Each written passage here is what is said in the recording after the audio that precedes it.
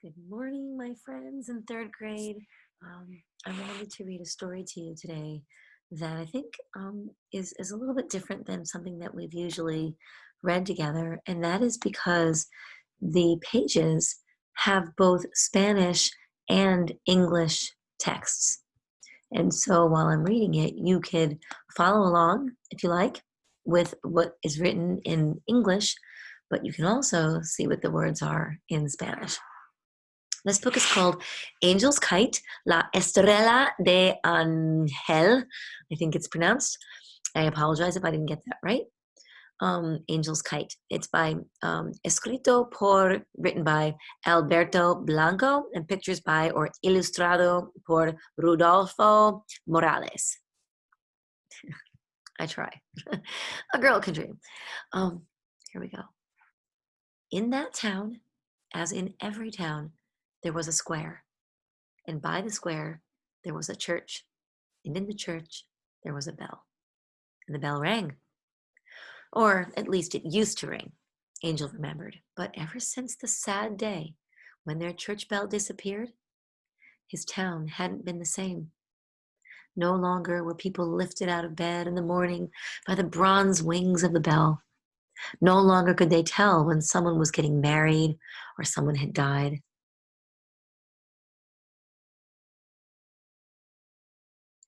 A few people said that the priest had sold the bell to a collector from a foreign land. Others said that revolutionaries had stolen it to melt it down and turn the metal into cannons. Others said that pure and simple, it had disappeared by magic. In any case, the town didn't have a bell anymore, and people had gotten used to it. But Angel wasn't like the others. He couldn't forget the church bell of his town.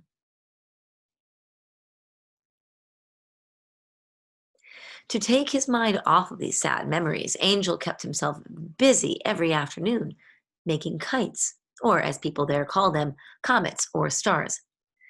Angel thought up the most beautiful stars in the whole town, and he created and sold them himself, which made him feel very happy and proud.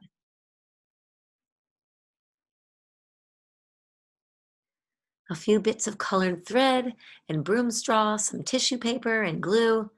That was all it took for Angel's imagination and hands to bring the most beautiful fantasies to life.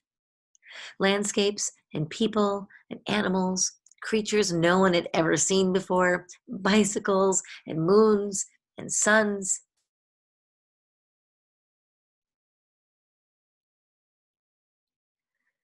And off his beautiful comets and stars would go, dancing in the wind to the delight of children and grown-ups alike. And yet the memory of the church bell kept troubling Angel's heart. So one day, to shake himself out of missing that lost bell so much, Angel decided to make the most beautiful kite in the world. His three trusty dogs, named Lobo, Chino, and Rabito, were at his side. Their names meant wolf dog, curly head, and little tail.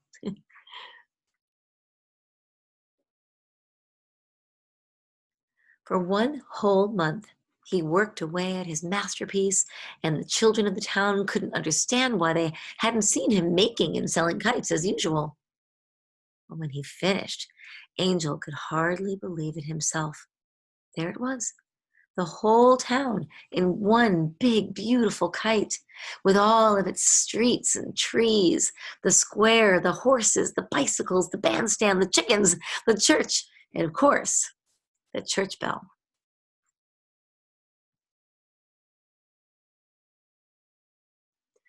Even if the town didn't have a church bell anymore, at least the town on Angel's Kite did. And now the only thing left to do was to send the kite flying. That Saturday, there was a strong wind, and as everyone watched very closely, Angel's star began to rise over the town in the cloudless sky. But it looked as if Lobo, Chino, and Rabito could smell trouble because their tails weren't wagging happily the way they usually did.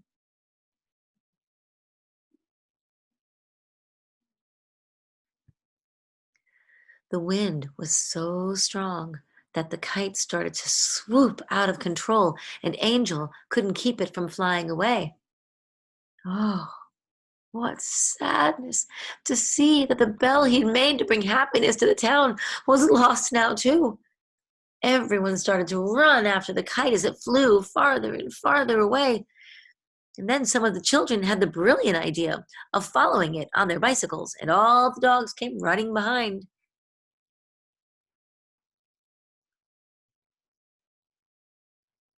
When they got to the train station, the youngest children turned back home, but the older ones crossed the tracks and plunged deep inside the farmer's fields. By the time they reached the end of the cornfields at the front of the hill, only a few of Angel's friends were still following along. They decided to go on foot now since bicycles wouldn't do them any good in that hilly place. In the distance, the pale moon was smiling.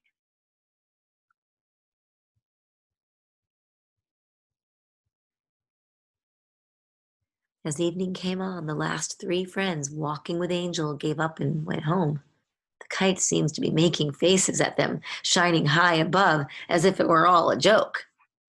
Only Lobo, Chino, and Rabito were still beside him when Angel reached the hilltop, just as the sun was setting. They could see the town below getting ready for sleep, and facing them, the kite was glittering like a star with the last rays of the sun.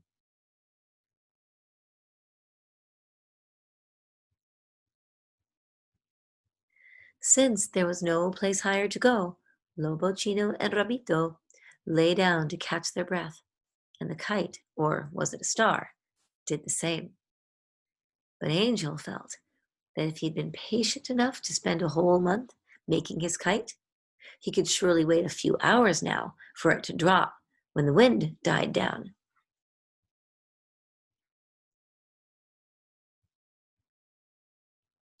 Nothing could make Angel and his little guard dogs leave their post, not the cold or the darkness or the exhaustion or the loneliness of the high hills. They curled up into a ball to keep each other warm and kept their eyes wide open all night. Then, just before dawn, something amazing happened. The kite burst into flames like a blue star high above their heads. Angel couldn't tell whether he was awake or in a dream. Suddenly, the wind stopped blowing and a great silence fell. The shining kite began to descend majestically until it set itself down gently on the earth. Angel and the three dogs ran to the place where the kite had fallen. The sky shared Angel's happiness by bringing forth the first light of the new day.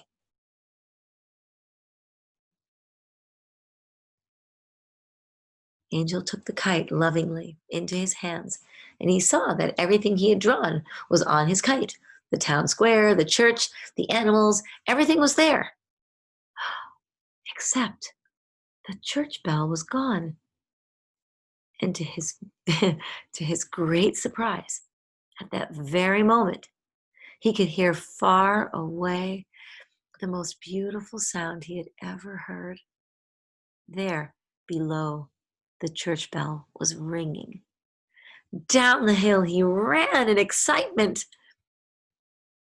By the time Angel reached the square with Lobo, Gino, and Rabito, it was noon on Sunday, and he saw that the whole town was celebrating a fiesta. His family greeted him with tremendous joy, but they weren't only having a fiesta because Angel and his three little dogs had come home. At dawn, the town church bell had mysteriously reappeared, and almost nobody knew how.